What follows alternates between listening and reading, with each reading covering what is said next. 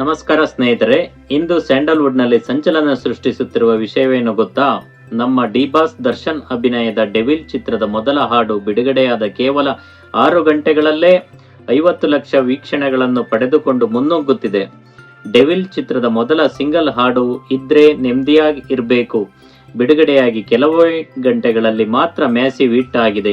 ಈ ಬಲಿಷ್ಠ ಗೀತೆಗೆ ಅಜನೀಶ್ ಲೋಕನಾಥ್ ರವರ ಸಂಗೀತ ಸಂಯೋಜನೆ ಇದೆ.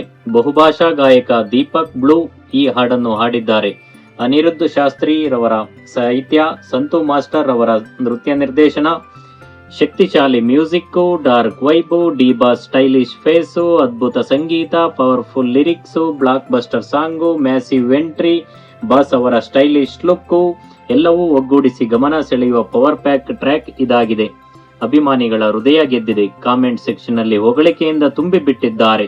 ಕನ್ನಡ ಇಂಡಸ್ಟ್ರಿಗೆ ಹೊಸದೊಂದು ರೆಕಾರ್ಡ್ ಅಂತ ಜನ ಬರೆಯುತ್ತಿದ್ದಾರೆ. ಇಷ್ಟೊಂದು ಕಡಿಮೆ ಸಮಯದಲ್ಲಿ ಇಷ್ಟು ದೊಡ್ಡ ರೆಸ್ಪಾನ್ಸ್ ಸಿಕ್ಕಿರುವುದು ಡೆವಿಲ್ ಚಿತ್ರದ ಮೇಲೆ ಇರುವ ನಿರೀಕ್ಷೆ ಎಷ್ಟು ಹೆಚ್ಚಿದೆ ಅನ್ನೋದಕ್ಕೆ ಸಾಕ್ಷಿ.